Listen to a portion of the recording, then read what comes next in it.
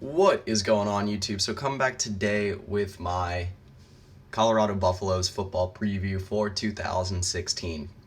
Talking about a team out of the Pac-12 South that went 4-9 last year, 1-8 in conference, good for sixth, last place in the Pac-12 South.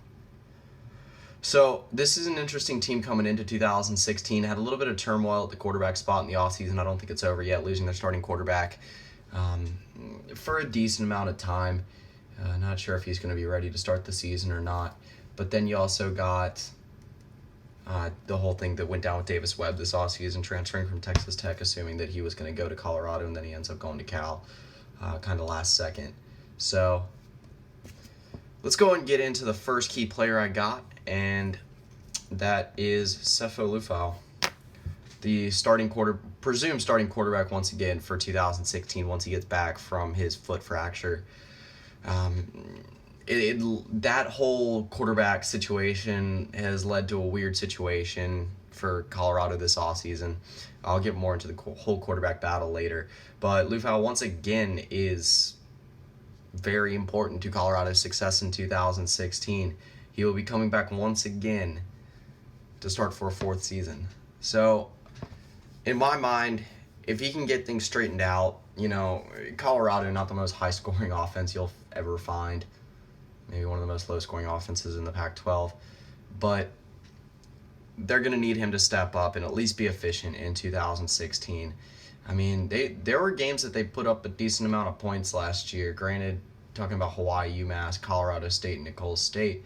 But they can put up points. It's just end of the season seems like the offense kind of fell flat against a bunch of very good teams. Anyway, move on to my second key player, and I've got Bo Bichette, one of the most highly recruited players for Colorado in the last couple of years, is going to be getting a bulk of the carries this year. I'm not sure if he's going to be starting to start the year because that's probably going to go to Phillip Lindsay since he's the more experienced running back coming back for Colorado this year. But Bichette definitely will be getting his looks.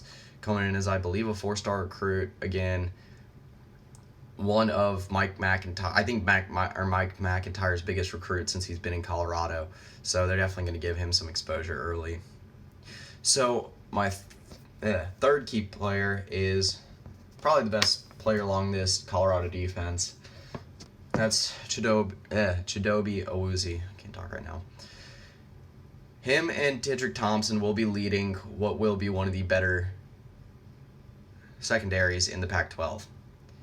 Awuzie, a guy that's probably going to be a draft pick after this season. Same thing with Tedric Thompson.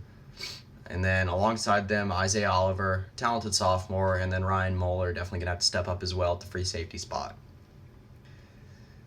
Awuzie was, in my mind, the heart and soul of this Colorado defense last year, and it's going to have to be more of the same in 2016. So, move on to my first of two X factors, and that is the quarterback battle. So I was talking about that a little bit earlier. It will most likely be between Steven Montez and, Liufau's probably going to be the starter, so I don't think he'd be in the battle once he comes back. He'll be taking his job back. But Jordan Gerke as well. Montez, the presumed starter, I would say, if Liufau's not ready for the first game. And he's not a true freshman, but he is a freshman. And would probably be some good exposure for him if he is the starter next year, which I would presume he will be, heading into the Colorado State game, which is their first game of the year for this year. So my second X factor is Colorado's defense. I believe that they will have one of the best defenses in the Pac-12 this year. They have a lot of returning starters along the defensive side of the ball, a lot of returning experience.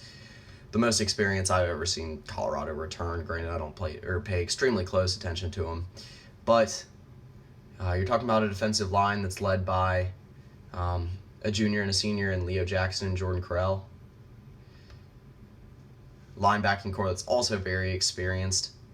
Jimmy Gilbert, Addison Gilliam, Derek McCartney, 3 juniors that should be leading a talented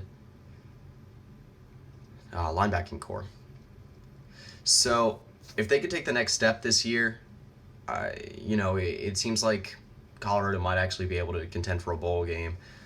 They played 13 games last year in the regular season, so if they can maybe get that win total up to 6, that'll push them into a bowl game. So, move into my trap game for Colorado. And again, it is extremely hard to know how Colorado's going to show up in 2016, but for me, it's going to be Oregon State. You got a team coming down from the Pac-12 North. I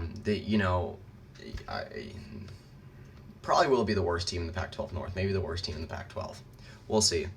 But Colorado, I would say, will be the favorite heading into that game. Oregon State was their lone Pac-12 win last year, and that was even on the road. So I think Oregon State will come back as a better team this year than they were last. And I think they'll be ready for that game, so Colorado needs to be ready as well. So get into my biggest game for Colorado, and I think it will be Utah.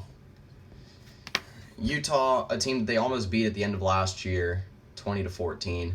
That would have been a big one considering the type of season Utah was having. But to be able to get a win against Utah, I'd say the team that would be Colorado and Utah will probably be the two teams battling for 4th place in the Pac-12 South. Hell, if they can beat Arizona State, that'll be a big one too. Even Arizona, who knows? But in my mind, that's the battle for it right now. And if they are battling for a bowl spot, then it comes down to that final game against Utah at the end of the season. They do get it at home, so that will be a big game. So get into my record prediction for Colorado, and I think they're going to end up going 4-8.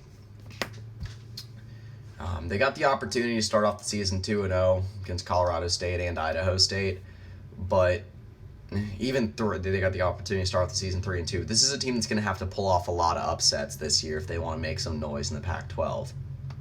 They are better, but I don't know if they're still up to par with like Arizona State and Arizona, the two teams that they're going to have to knock off to be able to make a bowl game this year. And then they do have to play Wazoo and Oregon from the Pac-12 or from the Pac-12 North. Not to mention they have to play Michigan out of conference. That's definitely not going to be an easy game. So that pretty much concludes my Colorado preview for 2016. Should be a very improved team in my mind in 2016, even if they do have a record around the same vicinity. Their schedule's just harder than it was last year. Pac-12 should be improved as well. But I'll be coming back in a little bit with my Oregon State preview, so staying in the Pac-12 and then Washington after that. So that's pretty much it. See ya.